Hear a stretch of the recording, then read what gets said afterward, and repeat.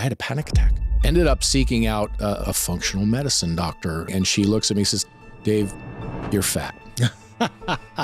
I'm only 40. Where does this go? That opens up kind of your world again. Those of you listening on Apple and Spotify, the dude's absolutely freaking jacked out of his mind. He's fucking constructed, okay? You know, how much shit are you willing to eat to get what you want? Come on, man. Right? Living the process made me much more effective in helping other people to do it. We have artificial intelligence models now that allow me to actually customize your own stem cells for your problem. It's pretty incredible what our team has done. Say that again for the audience, because that's baffling. We can get people to live to 120 or 150. That will allow people not only to live longer, but to live fuller. Well, we're entering a period of med tech, Shawn, where we're about to fuck with nature a lot. If you remember Jurassic Park, you don't mess with nature. I mean, there were dinosaurs eating people. I mean, Yeah. that's a problem. Bit in the ass, right? What's up, everybody? I got my good friend David Karli here with me today. He's a renowned physician in regenerative medicine and just has an overall amazing personal story and entrepreneurial journey that I want to share with you guys today. So super jacked to have you on, man. Welcome to the show. Shawn French podcast room. Hey, this is it, man. It's like New York. If you can make it here, is that the deal? I maybe, I don't know. Yeah, it's good to be here, man. Hey, man, Thank I'm you. blessed to have you. I would have won the right, but I probably would have knocked the mic over.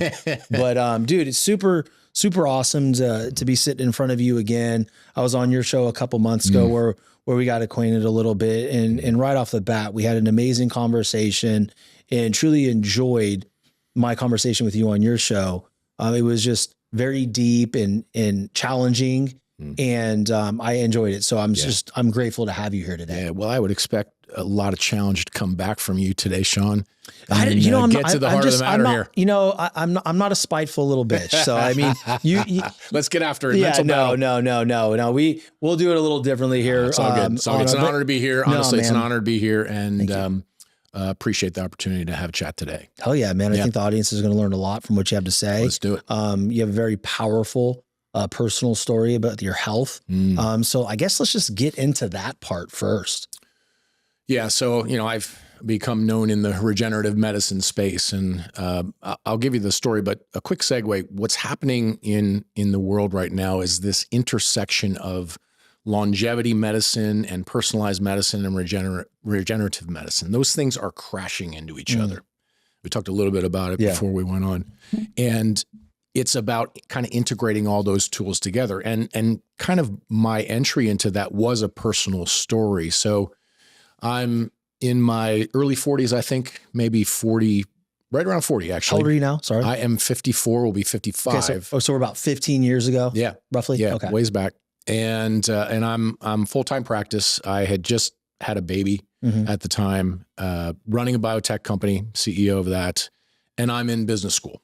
And the impetus for business school was I started a biotech company, didn't have any clue what I was doing, so I figured I might as well go learn some business. Anyway, so I just burned out. I fried, and I was functional. I was keeping up with life, but man, inside I was just dying. I had no energy. It was hard to focus. It was hard to maintain that arduous, brutal schedule. And I didn't know what was wrong with me. I'm a doctor, right? I'm supposed to know what's wrong with everybody, but self-diagnosing at that point, like if you looked at me, I looked normal, but I was feeling horrible. And ended up seeking out a friend of mine, a colleague who was a functional medicine doctor. Functional medicine is what we now know as commonplace, biomarkers and looking at all your labs and trying to figure out what's wrong a little bit more, excuse me, holistically. And I went to her and we did a very comprehensive workup and evaluation. And there's a funny story. So she walks into the room and we had done all this work for several hours leading up to it. And finally, we're about to review everything. And she looks at me, sits down, looks at me very seriously and says, Dave, you're fat. And I wasn't point blank obese, period. Like you're fat, but I was metabolically unhealthy. Okay. And, you know, I was putting on belly and, you know, things that happen to most men as the age. And we now know back then it wasn't quite as commonplace, but we now know that's often a hormonal issue. Women go through menopause and we've been correcting that for 50 years, but men have only been andropause, the equivalent of menopause in men versus women. We've only been addressing that in maybe 10, 15 years. Yeah. So, so we identified, I had low T, you know, I had all the symptoms, and it's amazingly hard to self-diagnose sometimes as a doctor. You're so focused on trying to help everybody else. Sometimes the self-help element of it can fall to the wayside, and we can become unhealthy as a result. I want to dive into something really quick. And you're right, but you know, the low T for the audience is low testosterone. Yep. As you guys know, men get older and they lose the production of that hormone. Yep. And it's very essential in not just maintaining lean muscle mass, but also gaining some more muscle mass, as far as, you know, sleep, right? It affects our sleep. It impacts, fat burn. Mm-hmm. It has such a profound effect on everything we need to be in order to be physically healthy and mentally healthy. Yeah. And so I have that story too. And to your point, it's like my buddy Jeff Delaney always says, it's like you're running a race with a flat tire, right? Because you're doing the weightlifting, you're trying to eat pretty decently. The problem is there's a disconnect in that chain. Yeah. Because until you have the hormone level support, you honestly, like mentally, if I have low T, I can't distinguish on how to, okay, that's going to be the best thing for me to eat, but leave that alone because of X, Y, Z. Yeah. But when I'm optimized hormonally, I now have that intuition and that know-how. But like, okay, I need to double up on this here. And today's an off day, so I don't need this. Yeah. Like I don't need all these carbs today because I'm not lifting, you know, and there's a lot of, I'm going off on a tangent, but I love talking about this shit, man, because everybody's different. Everybody reacts a different way. If you put me on a bunch of rice and a bunch of even sweet potatoes, I'm not going to look as good as I would. And I'm not going to operate physically and mentally as good as if I kept a really strong protein rich diet with fruit as my carbs and a little carbolin, you know, for my intracarb, right? But to your point, man, like all these things kind of work together. Sure.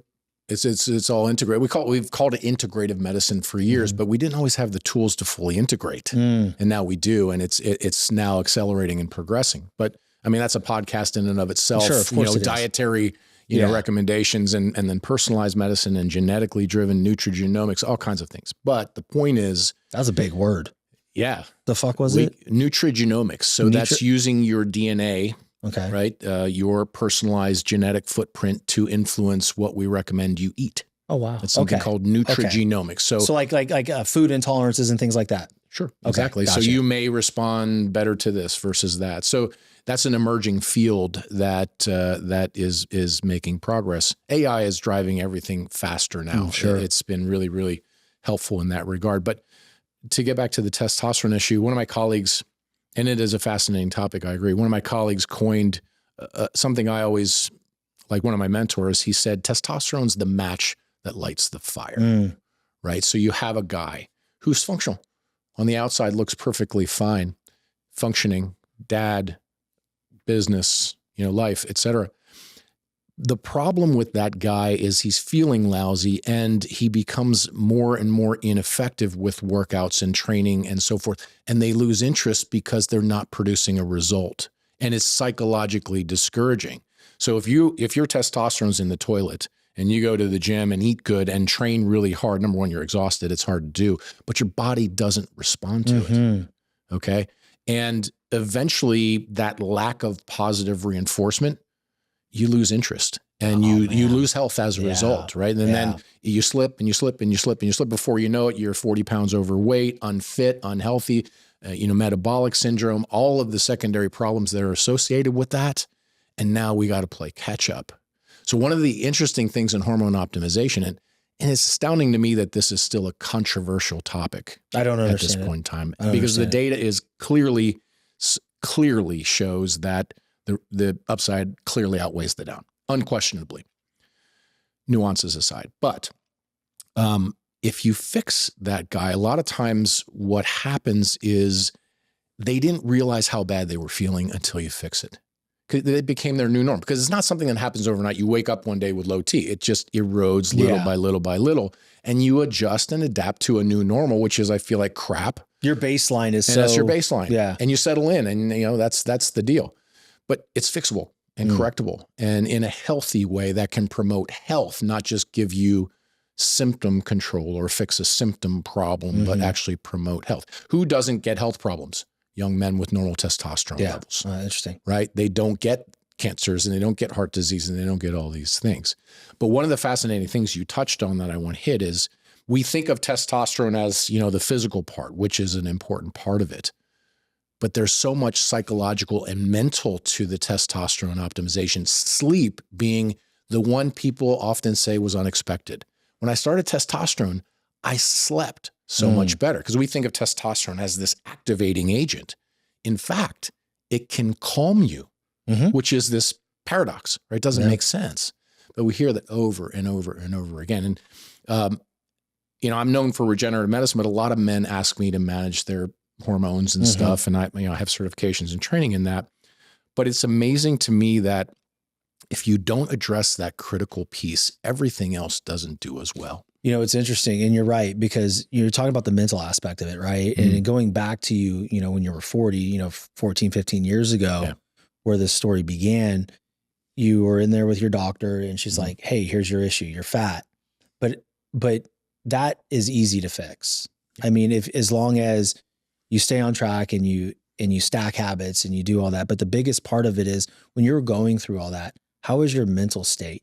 Because that to me is typically where men really, really struggle when we're in our 40s and overweight. We get really depressed and we don't know how to fix it. So talk the audience through your journey from that point on, you know, fixing if there was any mental, you know, I don't want to say issues, but any, you know, any lack of confidence things going on and how you overcame all that. Well, I think there's several, you know, levels that you're managing psychologically. And one is, I'm only 40. Where does this go? I'm feeling terrible now. What if I'm 60 or 70? Bro, am I going to be worse? Where's the light at the end of this freaking tunnel? So there's a fear. There's a fear element to it. I think that was one. But I had another episode that really was what prompted me to go to the doctor. I was giving a presentation to peers, an academic presentation. I was on the podium, excuse me. And I had a panic attack. Oh shit. I'd never had a panic attack in my life. And I'd done a million presentations and there was no reason to be nervous but I had like a panic attack and I had to fight hard to get through that presentation. And I did, but it was that. And then I had a second episode. Actually, I went home for the holidays around the same time. And I remember, you know, you decompress, you were a family at the holidays and I went for a run. And I came back and I wasn't feeling so good. I thought, man, maybe I'm getting a bug. We went to a Christmas show with my family that night and we go to dinner and I had a second episode, 2 panic attacks this was over the course of probably a couple of months. And if you've ever had a panic attack before, you feel like you're dying. You feel like you're having a heart attack. Yeah, you can't breathe. You're shaky.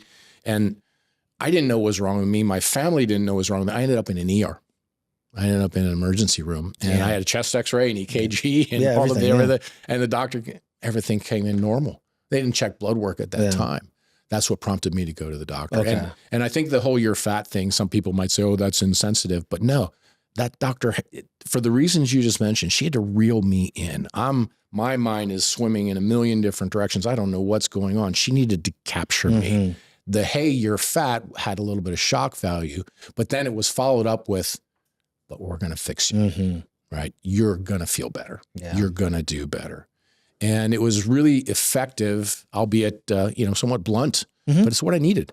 And it was she was a fantastic doctor. She has since retired, but I credit her for really kind of getting me back on track. And then, you know, I ran with it and did all kinds of fun, you know, body goal things. And we can talk about those if you want to, but it allows me to look like this at age 54. Without it, I could not. I don't think so.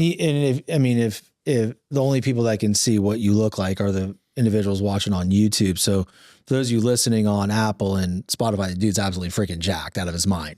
He's fucking constructed. Okay. He's constructed. And I push it a little bit. I'm thinking like if I need a bodyguard, I got my boy here and I got my boy Dan behind the camera. I got 2 big sons of bitches protecting me. Right. But what I'm really interested in you sharing with the audience is that progression though. Right. Like, so from that day that she reeled you in, what did you start doing in small increments that the audience can take home if they're struggling with a little bit of a, health journey? First and foremost, go get your blood work done, right? Yeah. See where you're at. But from that point, where'd you take it? Yeah. You don't fix it if it doesn't need to be fixed. You got to name it, man. It needs to be a medical reason, not just for vanity's sake. No. But vanity, by the way, can be a very powerful motivator. Yeah, it sure can. And we can use it. But no, so I think it was first psychological. It's a new lease on life, really. Mm-hmm. And testosterone works pretty quickly. You feel better soon, a couple of doses and you're feeling a lot better. That opens up kind of your world again. It allows you to focus is another big one with testosterone. You're able to focus and stay honed in, and that drive that you'd had that was getting harder and harder and harder to maintain. And we're driven people. We need that. That's our juice.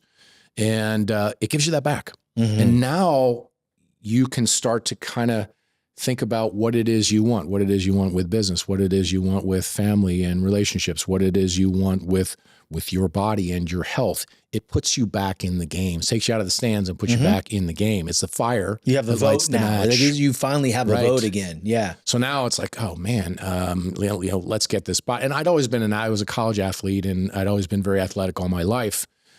And I was the kid who read the bodybuilding magazines back in the 80s and 90s. I always thought that was cool. I was never a professional bodybuilder, but I always thought it was cool. So I started training and my body responded to the training. And then I got interested in nutrition. I, like a lot of doctors, were criticized for this. In fact, I wasn't trained in nutrition in medical school. We're taught how to take care of the sick, not the well. Yeah. So that kind of pivoted my journey from sick care into well care.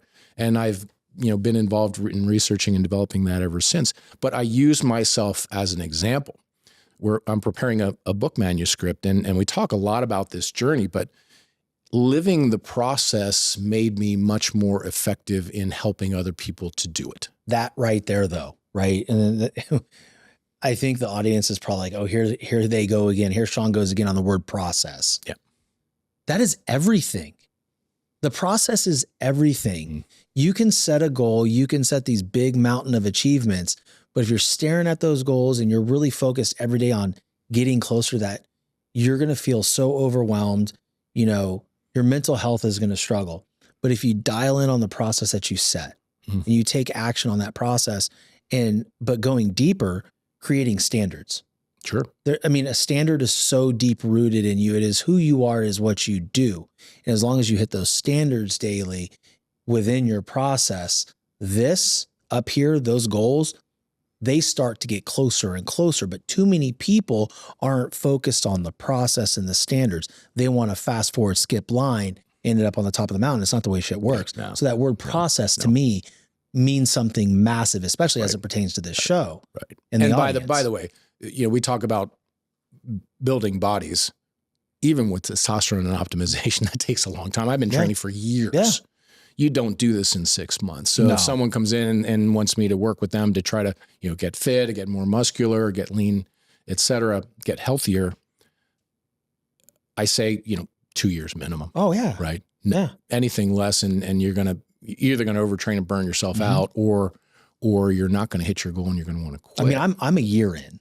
Yeah. And I'm night and day from where I was last year at this time. Yeah. Well, I know a lot of bodybuilders just because I'm interested in the field, and what people don't recognize is those guys peak often in their 30s and they've been training for 10, 12, 15 years. It takes a long time to build a body you want. But what optimization, whether it's hormone or otherwise, and there are other things, nutritional optimization, sleep optimization, all the biohacking stuff that we're seeing and hearing every day, you still have to commit to that process that you're talking about, but stay with it for a very, very long time. It's not a quick fix. Nothing is. But that's the lesson for everything, isn't it? Like a lot of people start something and they get excited about it. They're super motivated, but then they fall off because they're unwilling to do it. It's so funny.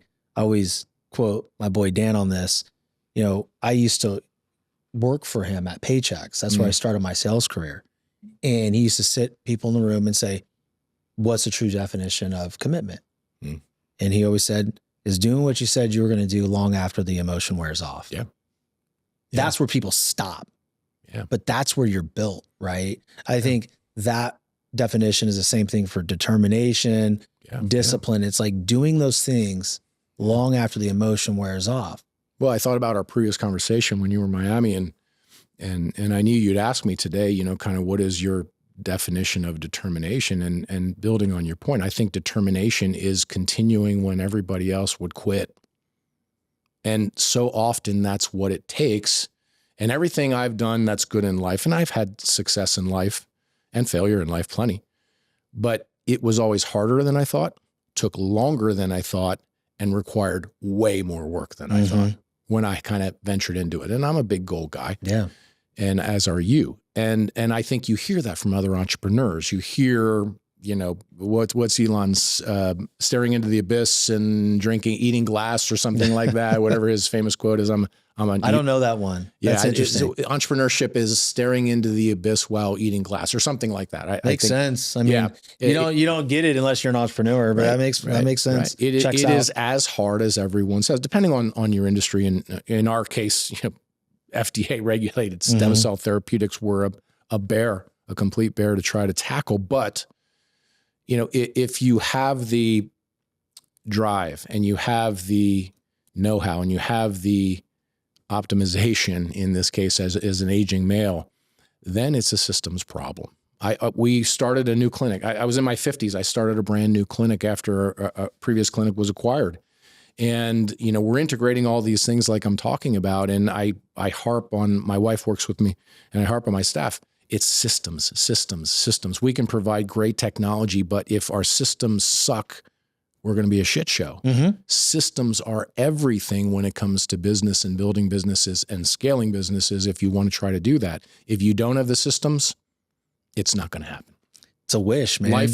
Health is the same way, right? Yeah. Health systems, strategy, determination, consistency, habit, all the things that are so cliched and we hear from everyone, but it's actually true. Well, they're cliche for a reason, right? Yeah. You talk about systems, whether it's your entrepreneurial journey, your marriage, your relationship with your kids, there's systems involved.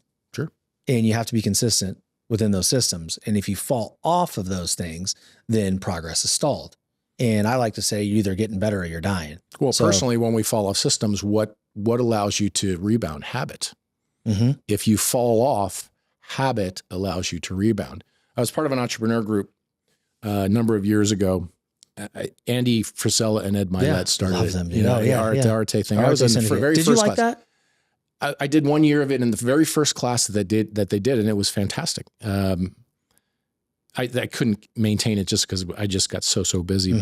But anyway, there was lots of great things. But one of the things we did that I loved is everyone had to set a body goal in addition to their entrepreneurial and business goals. And people would say, I want to lose 10 pounds. I want to lose 20 pounds. My goal was I wanted to get to 5% body fat. On a DEXA or? On DEXA. Oh, it had to be DEXA. So a true 5%, not what I think is 5% or a caliper or anything like that. A true 5%. Dude, and how tall and big you are, bro. That's a freaking massive goal. It was a massive goal. Now, why did I set such a massive goal? Well, that was part of the exercise of Arate was to, you know, think like a world shaker. But I had to set the goal big because at the time I was struggling a little bit with business and so forth. The medical practice was always fine, but the business part was not. It was part of the reason I joined the group is to network and learn and so forth. But I had to kind of relearn how to win again as an older person, right? Not winning as a 20-year-old or winning in athletics or winning as a doctor or whatever. Winning as an entrepreneur was a different type of winning. It is different. But the principles are the same no matter what the application. So with a really hard body goal, I remember, so I got to 7% really easily. And I'm like, I'm going to breeze through this. This is a cakewalk. And I think I was living at about 10, 11%. But that from 7 to 5 was a nightmare for me. It took a long time. This was timed, by the way. And if you didn't hit it, it was for charity. We did it for charity. So if you didn't hit it, you had to spend more money and do all this. And we ended up giving the money anyway, so it was fine. But I remember I had to hit it right after Christmas. So the very end of it was Thanksgiving and Christmas. The very end were 2 holidays. to hit my goal right after Christmas. And I did a couple DEXAs and I wasn't there, and I thought I was there and I still wasn't there. Anyway, my trainer at the time, we were having trouble just getting that last % or 2 off. And he goes, just stop eating. I'm like, stop eating? Stop eating. Altogether. Stop eating. Just stop. I said, for how long? He's like, as long as it takes. Right? Because we're talking about, look, 5% is extreme, right? That's like, getting on stage. It's not normal, and it's not healthy, by the way. Right. You can't live at 5. It was kind of crazy, but it was also a really tough goal to try to strive towards. So I literally stopped eating. I continued to train. How long did you stop eating for? It was, I think 5, 6, 7 days, something in that range. And then went for the DEXA, 5.4%. I hit it. And that was right before Christmas. That's wild. Let me ask you this, because this is what I find interesting. When you chase hard things like that and you hit it and you're willing to do whatever it takes. I mean, you're talking not eating for a full week, right? Maybe water. I don't know if you did bone broth. You have to hydrate. Yeah. How did you do bone broth, or was there no? Well, no, it was just kind of electrolytes and water. It was it was like look, we do it all the time now. We intermittent fast, right? But back then it was a little bit different. But it was just like lights and water. That commitment to that goal and you hitting that. And this is what I want to tie in with the audience, because I believe that everything is connected. What we do in one area of life and how we handle that area is how we handle everything else. True. How did the rest of your life pick up because you were handling that over there? Well, that one took a lot of focus. So I can't say that everything was flourishing as I was hitting that end range. It took serious commitment. I wouldn't say it revolutionized it, but I remember going back to Arte because we had to go back and present, to each other. Mm-hmm. We had ourselves as accountability partners, and I hit it, and it was a huge, big deal. And everyone said, "Oh, you look so amazing, wonderful, blah blah blah." And they asked to describe your experience with the process, and I said to the group, and I think it was about 40 or 50 of us, all very successful entrepreneurs, I just had to learn how to win again. In a different way. Wow. Had to learn how to win again. Okay. And I wasn't going to hit it until I was able to make that last sacrifice. Harder than I thought, longer than I thought, more difficult than I thought, and had to learn how to win again. That I could apply to virtually everything else. Right. So thereafter, you're able to apply those principles and that journey. And the reason I wanted to touch on it, because like I said, I think everything's connected. Mm-hmm. For me, it happened real time. Right. I was 31% body fat in November of last year. Mm-hmm. Right. And 230 pounds. I got down at one point to 186. I'm 195 right now. Mm-hmm. A little more healthy for me. But still move into body recomp and all that kind of stuff. But what happened for me is once I took care of that one thing, I started eating better. I started moving my body more, started getting better shape. My mind kicked on. I was more articulate. Yeah. The show blew up. Like everything. I couldn't get someone to invest in the show. When I took care of that, I had 2 investors come in, built this full freaking team. And now we're doing things in the back half of 2025 that I thought was going to take me to 2027 to hit. You know what I mean? Yeah. So for me, I think it just showed everybody that I was finally living the life of determination and discipline, like I talk about on my show, outside of my show. Probably your vibe changed too. Oh, way different. You proved to yourself. Yeah. Right. That you could do something that you wanted to again, as we've done many times. And we have to continue to always do. But real quick, sorry. Because I don't want to forget this. Because as we get older, we say, oh, well, I'm older. I can't do this anymore. I can't burn fat like I did when I was 25. Yeah. My metabolism's healthier now than it was when I was 30. Like I'm not with a testosterone of 200, right? But no, it's right. Once that's healthy. Yeah. Yes, of course. Mm-hmm. And that's part of the issue.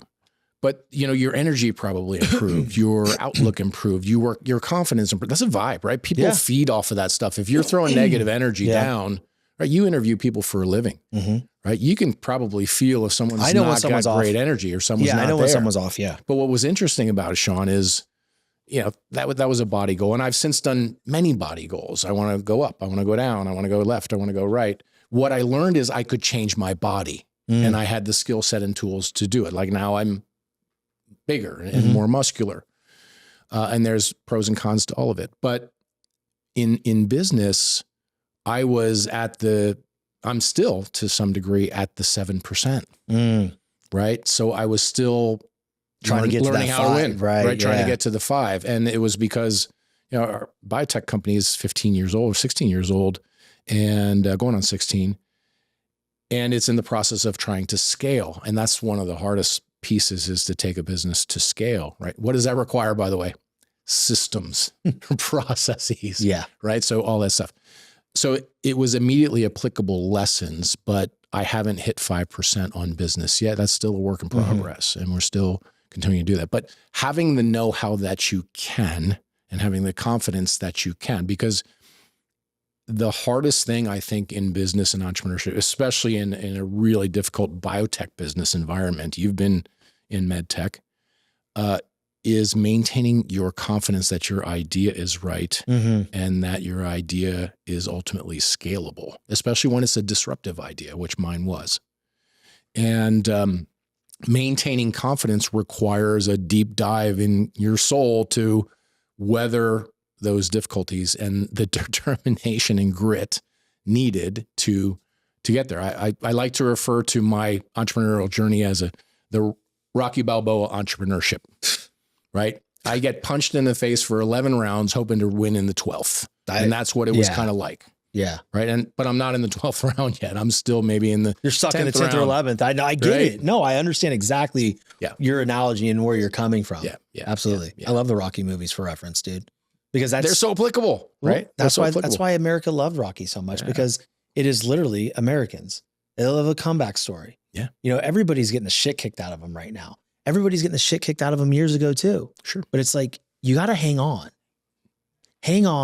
train systems. Yes. Go to Russia like he did, go to your, proverbial Russia, right? And work your butt off. Then you come out, and then maybe you do get to that 12th round and you do win. Yeah. And then it starts all over again. But the beauty of it is no guarantee you're going to get to round 12, right? Yeah. That fear of failure, I don't want to say fear, that risk of failure is always profound. Even when you scale, it's still profound.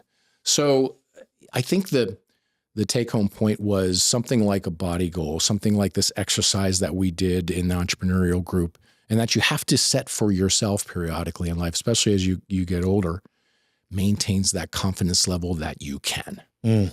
It's possible. Right? 8, 9 out of 10 in businesses fail.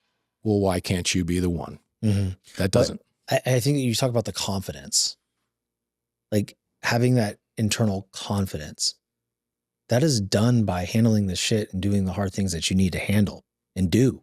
Yes. It's also partly done by making promises to yourself and keeping them. Yeah. You can't lie to yourself like that. But see, that was my point earlier when I started talking about the show and asking you, what was your experience? Because once I took care of the one thing that I couldn't take care of my whole life on a consistent basis, everything started to open up, right? My speech pattern changed. And before, it would be like every 7 words would be the F word. Now it slips out every now and again. Like if I'm kicking it with Matt on a show, then of course I'm going to drop an F-bomb. Matt can draw that out. I mean, he's a fucking horrible person. It's just, but it's like, but for the most part now it is a different energy. Yeah. Yeah. I communicate much better. Right. And I think it's because my lights are on, man. Yeah. I can say, okay, that's probably not where I need to go with it. Yeah. But once I fixed that for me and did the hard thing and didn't lie to myself and kept my word, everything else opened up. And that's the message I want the audience to really take from the first part of this conversation and going to the latter part is like, if you say you're going to do something for yourself, do it. And suffer for it if you have to. So, which you always do. So let's talk about that word. Yeah. Like I really love that word, suffer or suffering. A lot of people will say, this is miserable. I am suffering. So therefore I'm not going to do it. Yeah. I truly believe in building a body, building a practice and building a show building a great classroom for an elementary school teacher. You better suffer a little bit. You have to suffer. Well, if you don't have to suffer, how hard that's what I'm saying. But that's the point though, man. Yeah. See, we get that. Yeah. And I think a lot of people at the very base level do get it. But the moment they have that suffering, like it's 4 a.m. or damn, I didn't get the gym today. It's 6 p.m. and I'm exhausted. Or the level of suffering that's necessary. It's a lot. Yeah. Yeah. And I feel as though you don't have to be a masochist to be like, oh, I'm suffering. I love this shit. Feels that way sometimes. But it really does. Like, oh, here I fucking am again doing this thing. And this hurts. This is suffering, like mentally and physically. But you learn something so deep about yourself when you're willing to execute those moments. Yeah. Right. And I feel like more people need to be comfortable with that word. Yeah. It's a fine line between a variant of martyrdom. Yeah, sure. And success. Right. So a shout out to my friends. When I lived in Denver, I trained at Armbrust Pro Gym. So that's where Phil Heath trained, 8-time Mr. Olympia. Okay. And Dylan Armbrust, who owns the gym, used to train a lot of professional bodybuilders. And when someone was struggling, we'd go to Dylan, hey, Dylan, you have any advice for me? I'm kind of plateaued. I'm having a hard time. What do you think? Dylan would often say, you need to learn how to suffer more, right? You're not suffering enough. And if you want it, then learn how to suffer more. Yeah. And I always remembered that because I think it's very applicable. Maybe this is a good example, Shawn. To look like this at 54, I purposefully induce a state of chronic pain every day, pretty much. Right now, is that good? Is that healthy? It's healthy here for sure because it's keeping those batteries charged and it's keeping that determination muscle, right, firing. But most people want to live and want to exercise and have fun and feel good. But for me to look like this, I have to suffer every single day pretty much. And I do it partly because I just like it. It's my thing. I also do it, and I'll use an analogy. When patients come in, I'll often joke with them. If you go to the cardiologist, check your heart. And the cardiologist walked into the room and he was or she was obese, smoking a cigarette, and eating a donut. Would you listen to what they had to say? No. So part of my personal responsibility to patients who are looking to, help their arthritic knee or shoulder or rotator cuff or just help their body in general, I have to live that process, or why would they listen to me? It's like a trainer who's unfit. Would you listen to a trainer who's unfit? Trainers, in my opinion, should be more fit than me, right? Or certainly on my level at a minimum. So I take it kind of as a personal responsibility to do this as an example to hopefully encourage or motivate or whatever might be the case, others to say, hey, if I can do it, I'm just as busy as the next person. I'm a dad and I'm a husband and I have businesses and I have a busy schedule and I don't always sleep well and I don't always eat perfect. But you know what? I make it a purposeful commitment in my life because it's what I believe in and I get it done. Yeah. But it is hard. I love what was his last name again? Dylan Armbrust. Yeah. Armbrust. Cool name for a gym owner, right? Armbrust. Armbrust. That's pretty good, right? What Mr. Armbrust said, he's like, you need to learn how to suffer more. Yeah. That's that point of failure. And what he's saying is in the gym, if you're getting 10 easy, go up and weight, struggle at 8, 9, and 10. Fail to succeed. Like really push yourself, like suffer through those reps and those exercises a little bit more. And that's the same thing with everything. Because people get to a point, and I guilty as charged. I don't speak from the top of a mountain. I speak from the scars. Yeah, for sure. There would be moments where I get so close, but then I would let up because that temperature gauge, that internal temperature gauge was set like at 70 and I needed it at 100 or a 90, but I get comfortable with the 70 and then I would stop, right? I would literally stop doing what I'm doing. I would stop suffering. And whereas now I push myself in the gym and I'm like, okay, I'm going to suffer a little bit more. And, and Dan knows this, same thing with the business. I choose suffering much more than I choose the happy moments. And what I mean by that is I go, okay, what more can I do? What more can I implement? How do we take this to the next level? This is going to be a little bit of suffering. Maybe it's a little more travel. Am I willing to do it? Let's talk to the wife. Hey, there might be some times here. There's this potential tour coming up that I might be a part of. It's gonna be 2 months. I'll be coming home. I'll be back and forth. There's gonna be a sacrifice. There's gonna be some suffering. Yeah. But is it worth it? And we get to make those decisions, right? Right. But I choose to stay in that word. Yeah. Yeah. My own internal voice in my head is, how much shit are you willing to eat to get what you want? Come on, man. Right. Yeah. There's no way around it. You're going to be eating shit. Yeah. So you can eat a little bit of shit and get some of what you want, or you can eat a whole lot of shit and win in the 12th. Yeah. Right? Oh man, it's true. So, that's, the doubt voice that's in all of our heads, in my opinion, is really just, it comes down to determination and how far are you willing to go? I think I'll go back to that. Arate's in my head now that we were talking about it. I think Ed Milet at one of the meetings said, part of the reason I'm successful is other people get tired. I don't let myself get tired. I keep going, right? I am tired, but I don't let myself be tired and let that tiredness affect my ability to get what I want. And that is another good definition of determination. Yeah. It's like doing something you said you're going to do, even if you don't emotionally feel like doing it. Yeah. You've gone to the gym when you feel like crap and you still got to get the work done. And this goes back to why David Goggins has become so successful, is he's pushed that to a whole nother level of human performance. And then to say that, we think our max is 100%, it's probably only about 70 or 80. There's still more left in the tank, but you have to really eat a lot of shit. Tap into it. Right. You have to tap into it, right? And that's a mental game. Yeah, it really is. I want to touch on, because we're getting to the back half, I want to touch on regenerative medicine a little bit, stem cells specifically. Yeah. For a long time, it was something that athletes and people had to travel to Mexico and get the stem cell treatment. Yeah. And now I guess as of July, Florida is one of 2 states, I believe. Correct. Utah's the other one, right? Correct. We actually get stem cell therapy here in Florida. Walk us through that and what that means, not just for your business, but for people in general. Yeah, it's a blessing or curse scenario. And so for 15 years, I was limited. I've been researching and developing stem cell therapies for a long time. And we were limited to using the patient's own by the Food and Drug Administration. Right. That's what we were allowed legally to do. And there were people breaking the law and doing things they weren't supposed to do. I set up a company that's FDA registered and audited. So we got to play by the rules.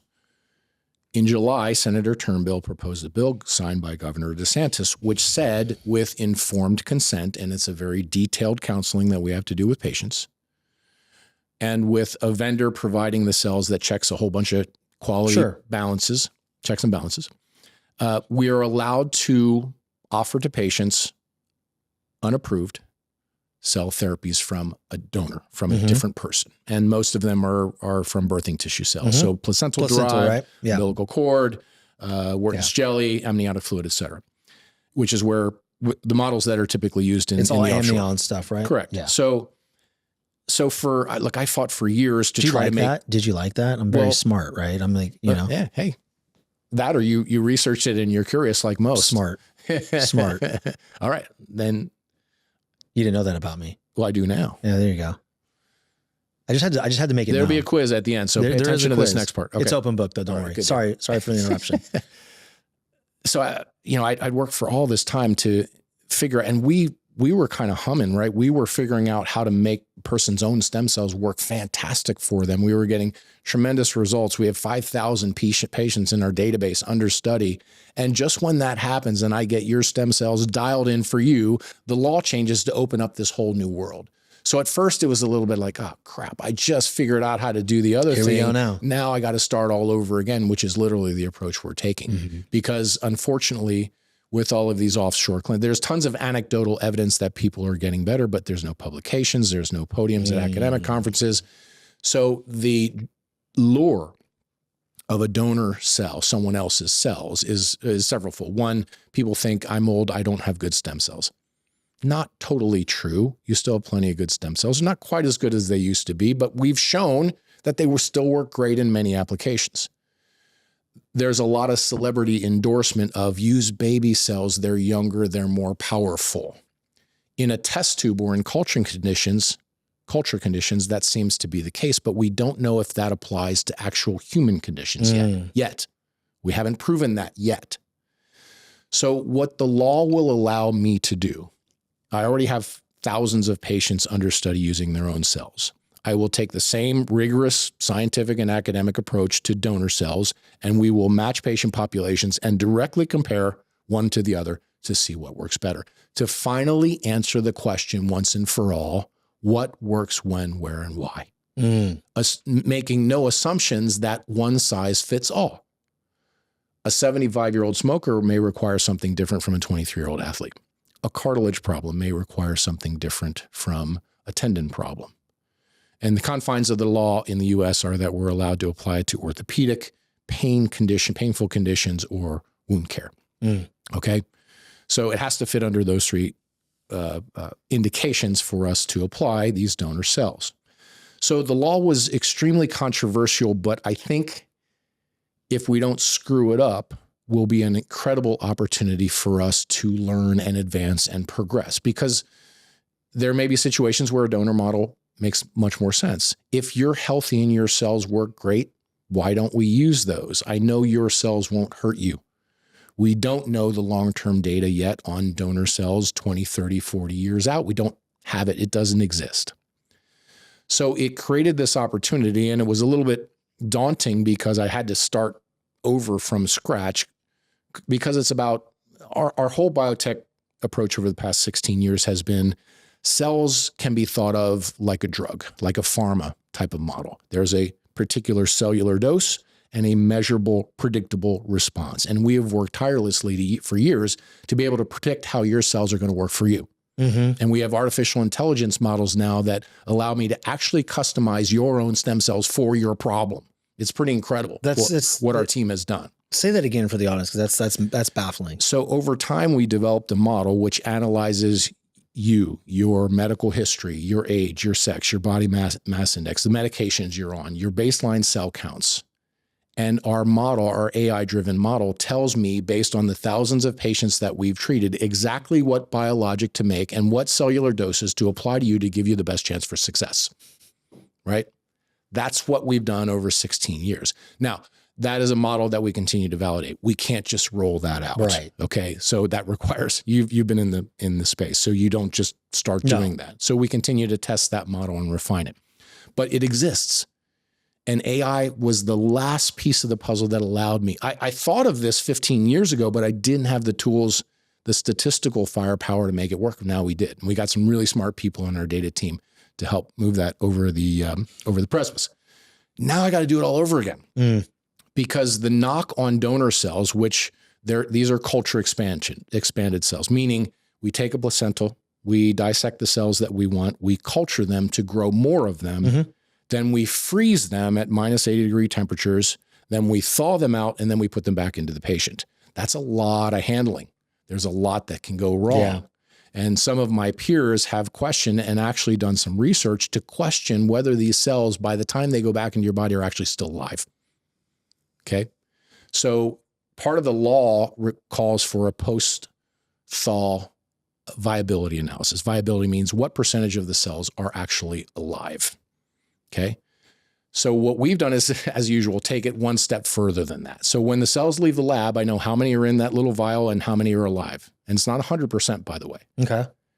We thaw them to we freeze them to -80. I got to keep them at -80 in my clinic, in my lab. And then when we're ready to put them in, we thaw them in a water bath under specific protocol and reintroduce them. But before we reintroduce them, what we're developing now are protocols to remeasure the dose and the viability again, because it wasn't the viability or percent that were alive when it left the lab. It's the percent that are alive when I put them into your body. That is our dose. How big of a discrepancy from when you get it and freeze it to when you thaw it out in the water bath? The drop in percentage of live. Well, not enough data to say accurately yet, because literally this just started in July and we only have, a handful of these done at this time. But the interest is astronomical for this stuff. So we're getting a lot of inquiries and lots of patients who are interested. Somewhere in the range of 15 to 30% die before they get frozen. Okay. Okay. It's in that ballpark. Now the question is when we thaw them out and put them back into the patient. And I don't want to give data yet because we're still refining that remeasure model in our laboratory. Sure. So that's not validated yet. So I don't want to be unfair to the industry, but we would expect to lose probably another double-digit percent. Yeah. So if 100 million came out of the placenta and we lost 20% of those and we lose another 20%, now we're at 60% of the original dose. That is our dose. We think. Because here's the kicker. Can dead cells produce a positive therapeutic effect? Seems weird, right? If these are living cell therapies, if the cell's dead, could it produce a positive effect? But remember, the cells release things when they go into the body. And if a cell dies, perhaps it could release growth factors and anti-inflammatory proteins and signals, because these are placental or amniotic umbilical cord stem cells, to help a developing baby develop. Wow. Perhaps some of those signals are still in that vial, even though the cell is dead, and we could still potentially get a positive therapeutic effect. And that's some of the exosome. You've heard the word exosomes. Yep, of course. Exosomes are just the signals that stem cells release to perform their therapeutic function. So if the cell dies, maybe it still releases its exosomes, and maybe those exosomes are still in there, and maybe those exosomes will still produce a positive effect. That's why we have to measure what came out of the lab and then remeasure what, again, before it goes into the patient. Because if we lose a certain percentage, but we see that therapeutically the patients continue to do well, there's something else happening in there that we've got to go back and figure out. Is there a way now to test the growth factors of those dead cells? There is, but it's very complicated and slow and expensive. So some of the research that we do is limited by what the market will bear. Okay. And that market is growing. So we just applied for an NIH grant before the government shut down. So that wasn't helpful for the grant. But now that we're reopening, we're actively seeking, because there's such tremendous opportunity here, if it's done correctly and responsibly, that we anticipate more and more industry monies will be, thrown at this, grant monies will be thrown at this, because as this longevity push continues, stem cells will be a key part of it. Yeah, and that's what I really want to touch on too before we run out of time, is longevity, right? This is all very fascinating stuff. I think this is all stuff that people have been in the space of wellness, or wanting to get in the space of wellness and wanting to live longer, wanting to feel better, really diving into this kind of stuff. Yep. But I mean, we're getting to the technology where people are, spouting like, hey, we're going to have the ability to keep someone alive until 100, 120 years old, 125 years old, because the heart's still healthy and everything else is healthy. But there's a bigger problem here. Yeah, a huge problem, a huge evolving problem. Yeah, let's talk about that. Orthopedic longevity crisis. So we can make our brains and our hearts and our lungs and our organs and our muscles live longer. It's realistic to expect that our generation could live to 100 pretty regularly. Dude, the generation so behind us, bro. The generation behind us, maybe 120, 150, maybe more. Who knows? But we do not yet have a solution to a deteriorating orthopedic system. And the reason is our orthopedic tissues, cartilage, tendons, they're what we call avascular, so they have no direct blood supply to them. Because they have no direct blood supply, they can't heal. So trauma and mileage and wear and tear is cumulative. It just builds up and builds up and builds up with no ability to reverse it yet. So if we can get people to live to 120 or 150, but their orthopedic systems are shit, that's not a very good quality of life. Right? I'm alive. We talk about lifespan and health span, right? They're two different things. So we need to be thinking more in this longevity movement about an orthopedic solution that will allow people not only to live longer, but to live fuller longer. Yeah, what's the point of being alive if you're not truly living? Exactly. And then we're a little behind in orthopedics. I'm hoping that, again, resources will be pumped into this, not only us, but many people working on this, that will come up with some of those solutions. But early on, is there anybody in the orthopedic space that understands and has identified this issue and is maybe trying to work ahead a little bit? Yeah, I like to think I'm one of them, but there are others. Sure, of course. Okay. It's a really tough nut to crack, though. It's a system that's kind of designed to fail.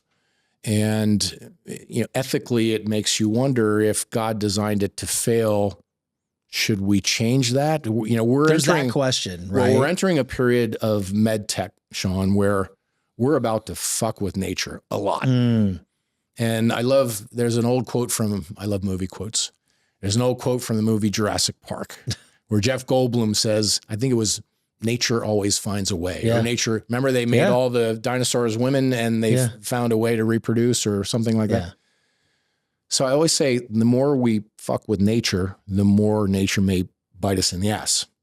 So are we really smart enough? And it really gets into the genetic engineering model, programming cells to perform specific functions. I am very excited about the concept of taking your stem cells out of you, making them young again, and then reprogramming them to go back into you, regenerate your cartilage in your knee. I love that. That possibility, that potential exists. We don't have the code cracked yet.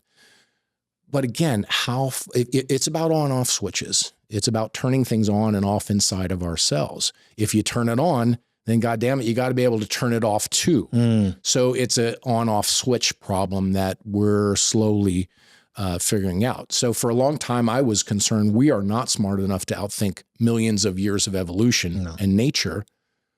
The question is AI smart enough to do so? And that remains to be seen, but it certainly has given us an intellectual firepower beyond what we were capable of previously, and it's now accelerating. So it'll be interesting to see what that allows us to do safely. And as that capability continues to increase, our ability to manipulate nature will continue to evolve more and more and more. I hope we can control it. I hope so too. I mean, it's crazy because I could sit here and say, you know, I got 3 beautiful children. I want to see them grow up. I want to, you know, be able to walk my daughters down the aisle. I want to see my son, you know, raise his family. And so if they can keep me alive until, you know, 80 to 100 years old, that's great, man. I would obviously want to do that 100%, but I want to feel good when I'm doing it. Yeah. But I also don't want these other, you know, potential fallouts of really screwing with nature, right? Like that's a whole other thing. Cause you know, if you remember Jurassic Park, you don't mess with nature. I mean, there were dinosaurs eating people.